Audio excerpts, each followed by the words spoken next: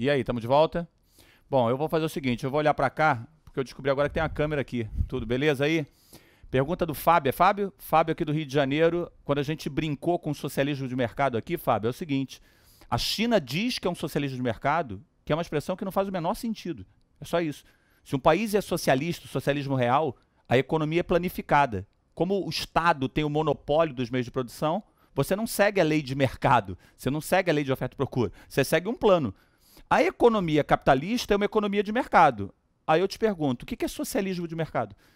A China inventou essa categoria justamente para mostrar um país que tem um discurso socialista, uma prática que se diz socialista, mas a realidade econômica é capitalista. Por isso a gente brincou até com a ideia da necessidade de invenção de uma nova categoria. Para explicar o que é a China. Porque, na verdade, o que nós temos é um país totalitário, na medida em que é um país monopartidário, de forte ação política no que se refere ao controle da sociedade, mas com aquelas ilhas capitalistas, Claro. né, as chamadas novas zonas econômicas especiais, enfim. Dá a impressão que o governo chinês não quer perder o poder, né? É. Na verdade é o seguinte, caminhou na direção capitalista, a desigualdade social é cada vez maior. Você tem chineses na lista da Forbes, os mais ricos, você imagina? Se você está caminhando para o comunismo, você não está caminhando.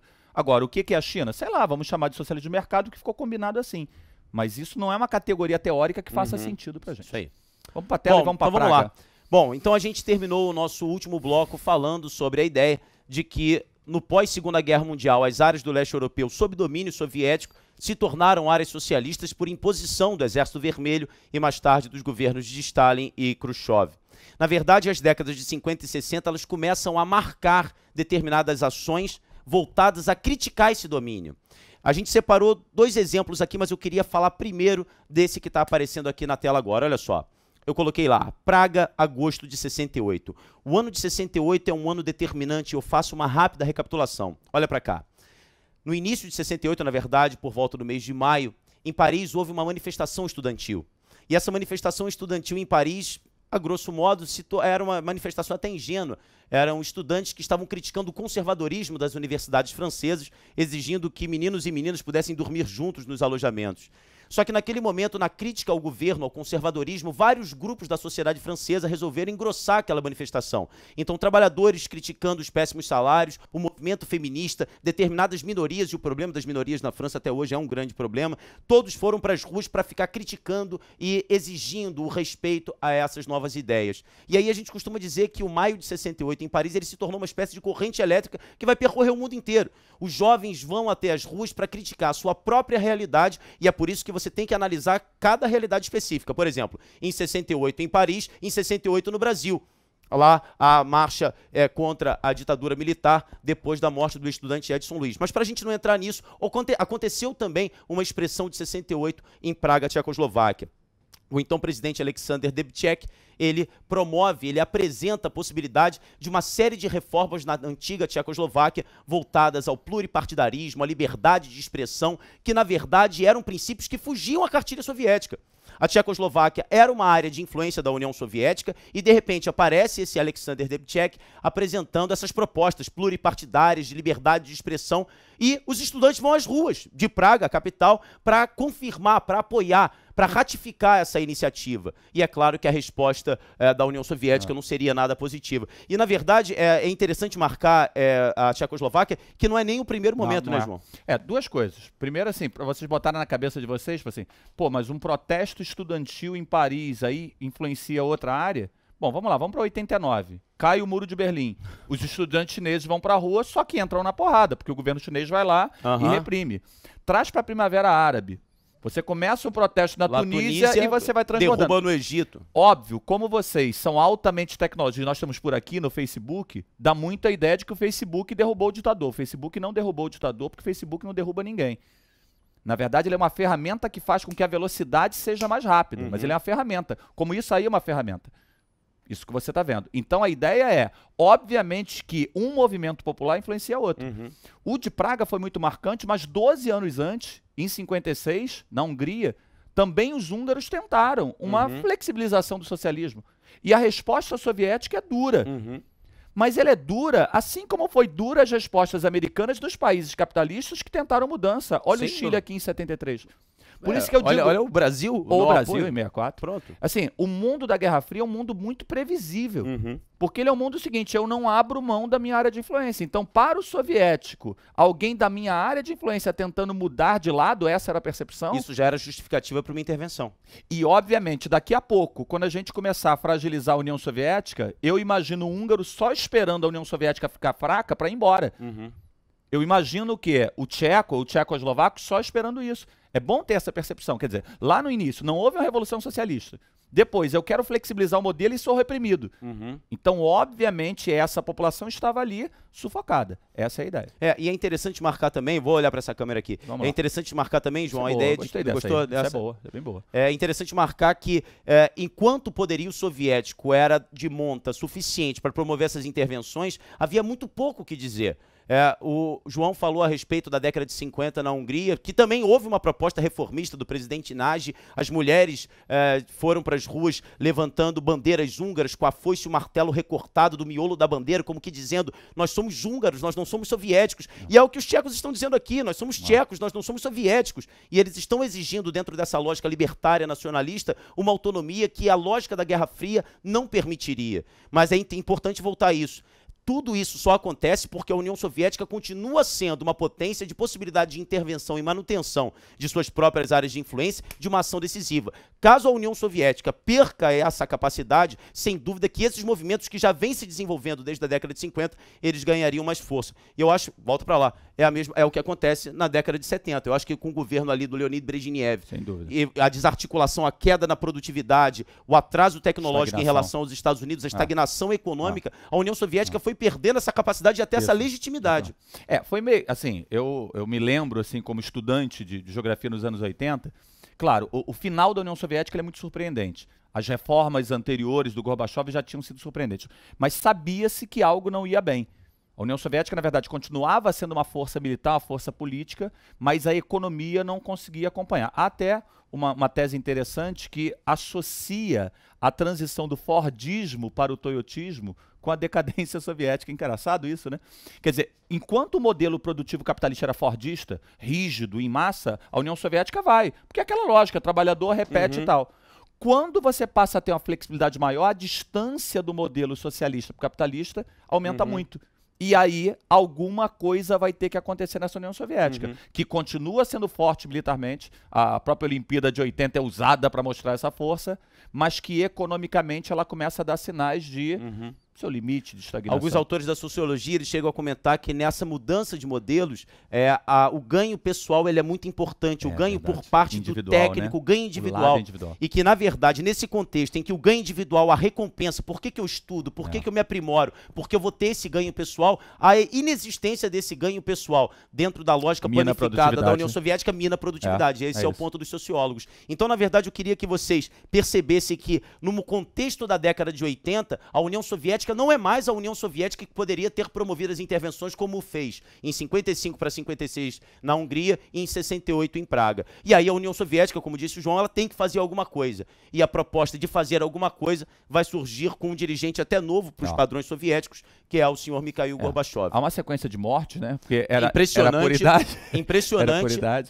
Era por idade, então há uma sequência, os presidentes eles vão se revezando de maneira surpreendentemente rápida, até que o Mikhail Gorbachev, que como eu disse, para os padrões soviéticos era mais novo, ele assume e propõe essas reformas. E essas reformas, elas são muito conhecidas, muito discutidas, tanto na matéria de história quanto na matéria de geografia. A perestroika, que seria, na verdade, a abertura econômica, como também a glasnost, a transparência política e cultural. A gente tem a imagem dele, joga aqui, temos o Gorbachev aqui à direita, com a sua famosa mancha na careca, e o muito desagradável Ronald Reagan à sua esquerda.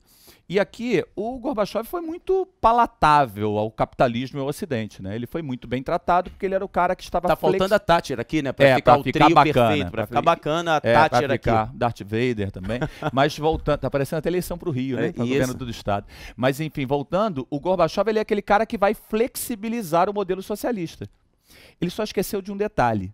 Ele é o presidente da União Soviética e na União Soviética você tem 15 repúblicas. Então, aquele, digamos assim, quebra-cabeças soviético era mantido na base da mão de ferro. Quando ele flexibiliza para enfrentar a queda da produtividade, ele tem um problema. Repara, ele está flexibilizando para melhorar a economia. para melhorar a economia, ele tem que dar mais liberdade, mas dar liberdade a 15 coisas que estão ali amarradas. E que só foram mantidas, como você disse, na pela porrada. E tem outro, eu gosto também desse pensamento, como que, na verdade, a União Soviética, a todo momento, ela calou a boca de quem falava em liberdade, ela calou a boca de quem falava em abertura, e agora ela está dando exemplo. Então, politicamente, isso é importante, porque as nações começam a dizer, pô, peraí, da última vez em que nós falamos sobre liberdade, vocês promoveram a intervenção. Então vocês intervieram agora, vocês apresentam a lógica da liberdade. Então eu acho que na ânsia de consertar, de promover a atração de capitais, de promover essa reformulação do modelo, Mikhail Gorbachev ele acaba minando a estrutura fundamental que era justamente o controle, a mão de ferro sobre a União Soviética. Lembrando um pouco também a NEP, né? Algumas provas gostam de fazer isso. Como que a NEP, lá no contexto de 1922, ainda com Lenin, quando a União Soviética estava se consolidando, a nova política econômica também foi um processo de abertura, mas um processo de abertura para consolidar o socialismo. Não dá para entrar na cabeça dele, mas é possível até... Eu tenho muitos amigos que são muito críticos ao Gorbachev, mas como eu não sou nem um crítico do Gorbachev, nem o seu defensor, é possível que ele imaginasse fazer ali uma espécie de NEP para uma volta. Sem dúvida. Uma comparação que eu posso fazer é a seguinte, ele abre economia e política. A China começou a fazer anos antes, porque ele faz isso em 86 e 87. A China, em 78, começa a fazer reforma econômica. E quando o estudante vai para a rua, entra na porrada. Isso aí. Então, o que acontece é ele fragiliza esse poder político da União Soviética. O recado ao soviético é, olha, estamos dando liberdade. O romeno ouviu. O tcheco-eslovaco, naquele momento, ouviu também. O alemão oriental. Então, repara, ele faz as reformas 86, 87, 88. Qual o recado dado nos países vizinhos? Qual o recado na Polônia? Olha, tem mais liberdade. Qual o recado na Alemanha Oriental? Mais liberdade. E aí os acontecimentos começa a ideia da onda que a gente trabalhou. Mais uma vez, como que todos aqueles países, como se eles vão um influenciando o outro. E aí entra a necessidade. Qual é o grande símbolo disso? Por isso que nós falamos do início do Muro de Berlim. Então, eu acho que a derrubada do Muro de Berlim foi o catalisador do processo. Olha, está acontecendo. Está acontecendo efetivamente. E só para voltar mais um pouco na imagem, eu acho muito importante que a gente deixe claro que nesse contexto, o Ronald Reagan, bem como a Thatcher, eles vão ser os grandes arautos da lógica neoliberal que vai ser consolidada. Então, eles vencemos, né? Nós vencemos. Nós vencemos, exatamente. Eu colocaria mais um aqui, colocaria o João Paulo II também, o grande artífice da luta contra o comunismo. Então, na verdade, o Gorbachev ele se tornou uma pessoa extremamente benquista por esses arautos do neoliberalismo, Ronald Reagan e Margaret Thatcher, e pressionaram e fortaleceram esse ponto das reformas apresentadas por Gorbachev. Mas, João, eu queria também lembrar de um ponto, volta para cá. A questão dentro da União Soviética é fundamental também. Você lembrou disso, como que essas 15 repúblicas mantidas sob mãos de ferro, como que essas notícias vão chegar e as discussões nacionalistas elas começam a se tornar cada vez mais fortes. É comum quando a gente dá aula assim, com mais contato, vocês mandem as perguntas para cá, mas quando a gente dá aula no presencial, é comum, quando eu falo da divisão da Tchecoslováquia, da Iugoslávia, da União Soviética, que um aluno ou outro levante a mão e fala assim, pô, mas na Espanha tem muita diversidade étnica e nem sempre você tem esse movimento tão intenso, e na Irlanda, na Escócia e tal. Pessoal, o que eu posso te falar é, imagina uma galera que está ali que não é da mesma etnia e que está controlada sob mão de ferro. É diferente do processo espanhol que vai se desenrolando. Ou do processo belga, o belga que fala francês, o belga que... É diferente. Ali você tinha um controle. Então é como se você tivesse uma camisa de força e o cara deu uma afrouxada. Meu irmão, tu não quer afrouxar a camisa de força, você quer arrancar aquele troço. E aí, obviamente, você passa a ter uma pressão muito grande das repúblicas para se separar, com um detalhe. O cara que era o presidente da Rússia, repara que a Rússia era um pedaço da União Soviética. E isso é fundamental, porque vocês às vezes confundem Rússia e União Soviética. Então, são repúblicas que estão dentro da União Soviética. É um quebra-cabeças, 15 pedaços e um pedação, que é a Rússia. O Yeltsin, que é o presidente da Rússia, ele só tem um cara acima dele, que é o Gorbachev. Então o Yeltsin não precisava virar presidente da União Soviética, ele precisava acabar com ela. Exatamente, porque presidente da Rússia ele já era. Ele já era. Da mais importante república. Acaba a União Soviética, eu sou presidente da Rússia. Então se você pegar a Rússia dos anos 90, decadente, estagnada, com problemas, ela tem muito a ver com esse processo. E aí, de novo, já estou te preparando para o terceiro bloco, tá? De novo, você vai entender um pouco mais o Putin. Eu não estou aqui como arauto do Putin. Eu queria que vocês olhassem para o Putin como os russos veem. Na verdade, o objetivo é fazer com que vocês tentem observar tudo que o Putin está fazendo e principalmente lembrando o que era a Rússia na década de 90. Exato. A Rússia, no cenário internacional, sendo tratada de maneira jocosa. O Yeltsin considerado um bêbado. E o Putin ele está reformulando não só o ponto econômico, exatamente o brio nacionalista. Então, Falta do orgulho. eu não sei, agora vocês, se procurarem na internet, vão ver como que em determinadas cidades, como Donetsk, que é uma cidade separatista da Ucrânia, como os caras estão levantando as bandeiras da Confederação, dos Estados Confederados. Isso é lindo. Os caras levantaram, fizeram uma bandeira, porque eles não aceitam o pavilhão ucraniano, e eles levantam uma bandeira muito parecida com a bandeira dos Estados Confederados, dos Estados Sulistas, que se separaram da União Americana em 61. Então, essa ideia é uma recondução do brio, do nacionalismo, do orgulho de ser russo, porque os russos eram tratados de maneira jocosa. Se você botar na internet Yeltsin bêbado, você vai ver Yeltsin dançando. Então, a Rússia se tornou uma piada, se tornou um grande esqueleto que agora se desmonta aos olhos do capitalismo ocidental. E, de repente, o Putin revigorando isso tudo, é fundamental que nós tenhamos esse olhar também. Se fizer uma pesquisa de popularidade nesse momento lá do cara, vai bater 70%. Daqui a pouco a gente vai mostrar o slide. O que é o Putin? A política russa se confunde com a história do Putin desde a década de 90. Tem uma declaração interessante do Gorbachev também, no final do ano passado, do Gorbachev se dizendo traído, né? Se dizendo traído, mas não pelo Yeltsin, pelo Ocidente. Então a ideia era, eu queria flexibilizar a União Soviética e o Ocidente aproveitou para matar... Vocês queriam desarticular tudo. A União Soviética. E aí a vitória do Reagan, a vitória neoliberal e por aí vai. Quer dizer, tudo isso justifica um pouco esse olhar desconfiado que a Rússia tem em relação à Europa. Agora, repara só, a gente falou da Rússia agora, mas não esqueça que nesse meio do caminho tem a Tchecoslováquia. Nesse meio do caminho tem a Alemanha Oriental, quer dizer, não tem mais, porque a Alemanha Oriental aproveita, opa, não tem mais o opressor, vou me reunificar. Então, aquela Europa Oriental que se via oprimida pela União Soviética, obviamente essas reformas lhe dão a liberdade para mudar para onde eles quiserem ou acharem melhor. A gente vai falar um pouquinho sobre isso, mas eu acho também que é importante, o João fez uma lembrança maravilhosa a respeito da Espanha, como na Espanha isso é um problema também. Sem dúvida. Né? Tanto é que muitos autores eles comentam que, na verdade, a abdicação do rei foi, na verdade, para colocar um monarca mais jovem, porque a monarquia é o elo. E eu conheço determinados autores espanhóis que falam, olha só, se a gente derrubar a monarquia, isso aqui se fragmenta. Acaba. Que é, na verdade, uma visão política própria do século XIX, na verdade é do século XVIII, de autores como de Bonald, que defendiam a ideia de que o monarca ele é o grande elo e uma vez ele suspenso, esse sistema ele se fragmenta. Então, na verdade, essa questão envolvendo o nacionalismo dentro da Espanha, a população, o povo basco, a Catalunha, essa é uma questão também muito importante. O que eu acho interessante, eu não sei se você conversa com eles em aula sobre isso, é que assim, o discurso é de mundo global e todo mundo vira uma coisa que é impossível, que é cidadão global. Parceiro, você não vai ser cidadão global, tu é cidadão num lugar. Claro. Para com isso, tá? Você pode agir, pensar globalmente e tal, mas você vai agir num lugar. Mas tem esse discurso de que você, na verdade, está em grandes blocos econômicos e você é global. E você vê que, contraditoriamente, se é que é contraditório, o cara se volta ao nacionalismo. Eu acho que, no fundo, é uma busca por uma identidade, né? Mas exatamente esse é o ponto. Muitos falam que, na verdade, essa globalização, essa imposição globalizante, ela acaba tirando do indivíduo a sensação de pertencimento que a identidade nacional garante. Então, na verdade, há um refluxo. Isso aí é alguma coisa que vai acontecer.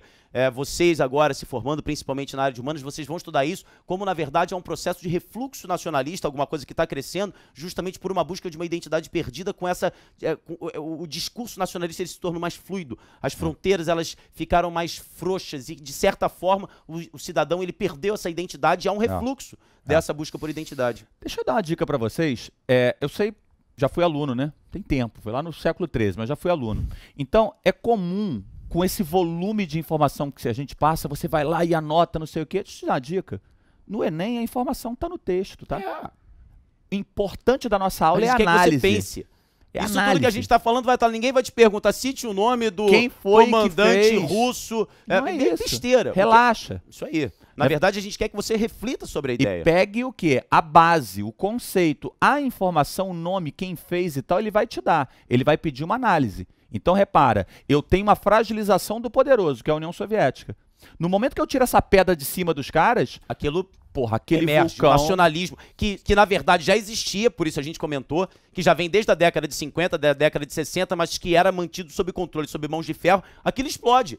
E aí entra o ponto da corrente que a gente estava falando. Alemanha, Iugoslávia, Tchecoslováquia, Romênia, os caras vão promovendo movimentos libertários nacionalistas, todos eles derrubando esses governos. Inclusive, da Romênia foi o mais violento com a execução do Nicolau Ceausescu e a sua esposa. Vamos adiantar? Vamos lá. Então vamos lá. Joga na tela, o muro sendo derrubado aí. Bom, cenas sempre marcantes, né? A prova explora bastante isso. Mais imagem. E a ideia da liberdade, né? E outra coisa, como os repórteres, vários jornalistas comentando lá em loco falando sobre isso, como que era a desarticulação de um pensamento, né? Os marxistas na academia dizendo, meu Deus, o mundo ruiu, o mundo teórico deles ruiu. Eu que estudei na década de 90 na UFRJ, eu entrei na faculdade com o pessoal falando sobre a desarticulação desse mundo teórico que ruía junto com o Muro de Berlim. Anos 90 foram duros nesse sentido, muito, né? Muito. Porque os caras tinham a verdade, né? Nós vencemos qualquer tipo de questão. Lembra do Collor defendendo a privatização, que pode ser boa ou ruim, mas não havia como que se você levantasse a mão, olha só, fica quieto. O mundo provava que nós estávamos certos, diziam os liberais. O socialismo morreu e tudo está certo. Nós temos um candidato a presidente agora que acha que é isso também, né? Que tem que entregar tudo para setor privado e vai. Mas naquele momento ele faria mais sucesso que hoje. Não há dúvidas. Não há dúvidas. Tanto é que não haveria outro momento para o consenso de Washington. Exatamente. Né? Aquela cartilha neoliberal que o Collor vai ser o primeiro. Dizendo que acabou o tempo de novo. A gente volta. Então tá, a gente volta daqui a pouco. Um abraço.